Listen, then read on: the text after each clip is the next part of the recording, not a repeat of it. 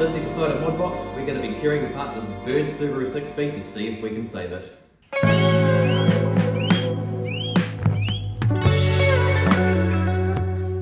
So the reason why I'm going to even attempt this in the first place is because when we got back to the car after the shed burned down, there was oil coming out of this, which was a really good sign.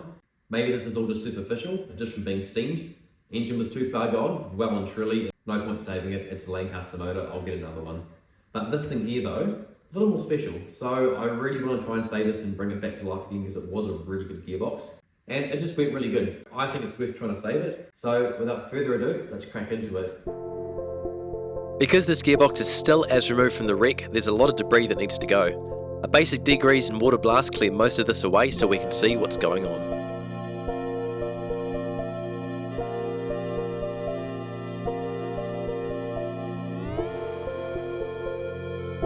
On inspection, the bell housing has copped a pretty nasty burn from the pitch stop mounting and isn't looking too flash, so the likelihood is that it will need to be replaced.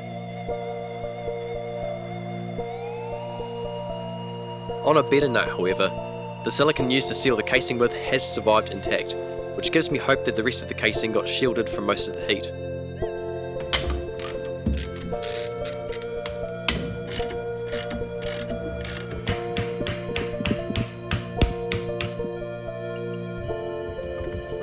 Once the tail is off, the output gears and centre diff can be removed, which despite looking a little bit dirty, appear to still be in good shape.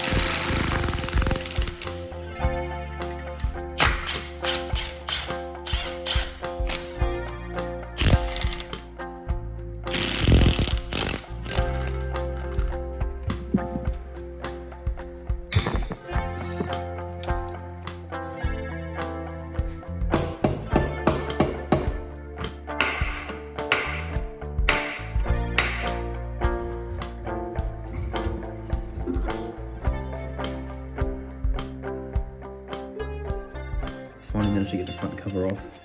So this here's the front diff, and as you can see, it's sort of managed to free itself up. So I've managed to get a bit of CRC in there to try to loosen it up. But the gears themselves are still in good shape, so those are still rotating nicely. And onto the box itself, not looking too bad either. There's a bit of crap here and there, but still, as expected, totally locked up. Nothing else to move. So we're gonna have to keep on digging deeper to see what we can do.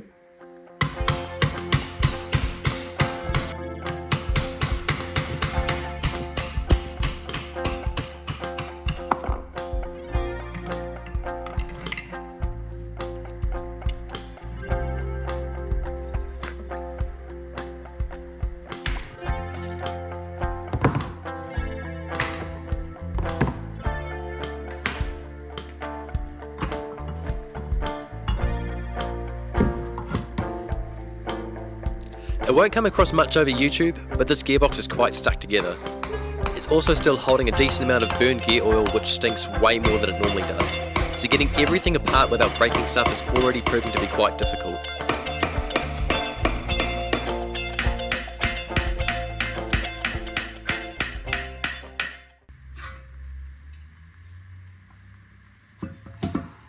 And after hours of work, the casing is finally off.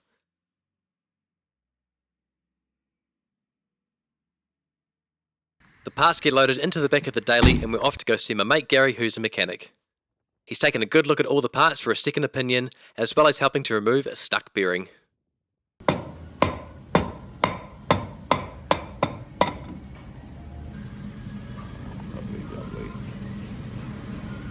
She cooked? Yep. It smells like it, eh?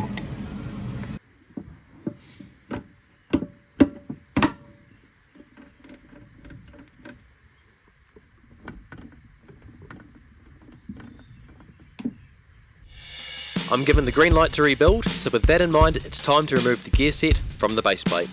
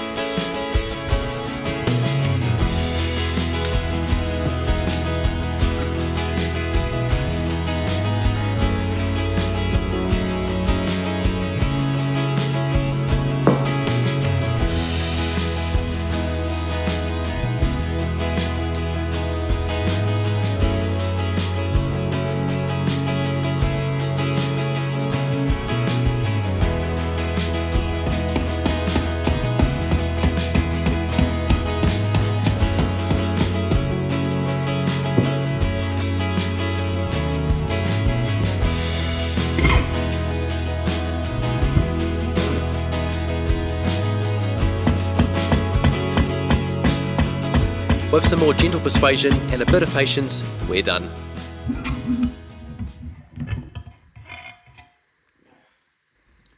So here we are guys, job done. The gearbox is now torn apart and it's all in pieces. On the whole, it wasn't too bad of a job. It definitely put up a bit of a fight given what it's been through. But now I've been able to go through it and have a look at the insides of this, and it isn't actually too bad. Considering what this thing has been through, I think we're doing pretty good. The front bearing here in the main plate is completely cooked, which is why it won't turn. That shaft is pretty stuck in there, so I'm gonna have to do a bit of work to get that out. The gears themselves aren't too bad, like some of them are loose, but again, I don't actually know how these look when they're pulled apart normally, so I'm not too sure what to expect. The next time you see this gearbox, I'm going to be putting it back together again in one hit. I just want to get it done. It's going to take a while to get some parts together, so I'm not too sure what it's going to be yet, and I'm sure that it's going to make a really good video. And then once this is all back in the car, everything moves forward. Keep your eyes peeled for the rebirth of this wonderful Subaru 6-speed.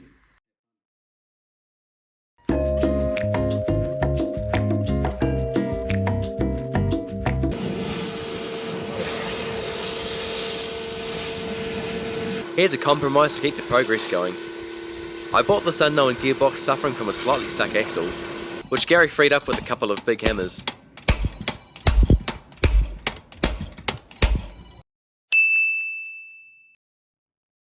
After we tested my good axles, I thought we were good to go.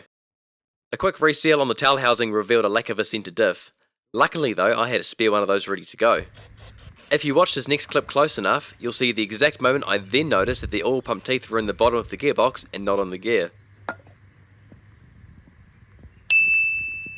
So back again to grab my spare one, and with fingers crossed I'm sealing everything up and hoping this box doesn't explode.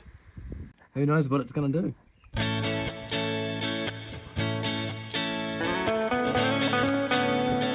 Let's see what a fire gearbox in theory, centre diff, is going to do.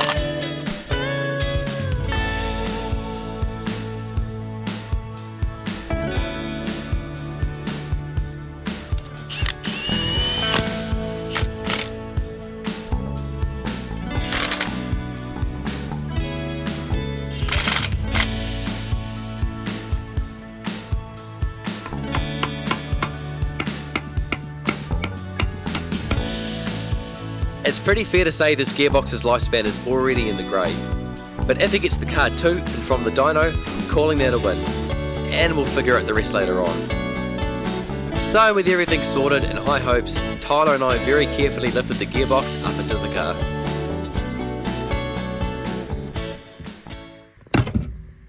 Had to get more of them. And just to make this shift just a little bit more special, I'm going to add something else in.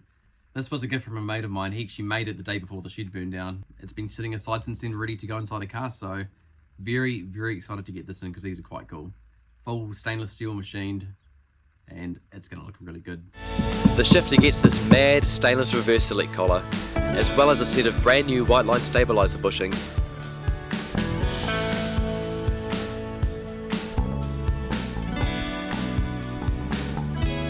The STI shifter trim I got goes back over top, and it gets finished off with my now one-of-a-kind, likewise Sprinter gear knob, which I recovered from the wreck of Sonic and clear-coated to lock in the flavour.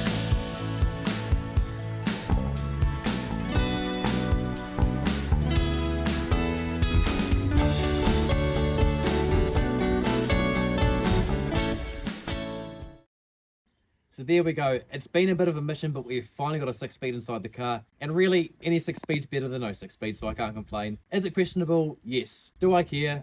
No. Is it going to get us closer to doing clutch dumps? Yes. So that's all that matters. Thank you for watching. Like, subscribe, and all the other good stuff, and we'll catch you in the next one.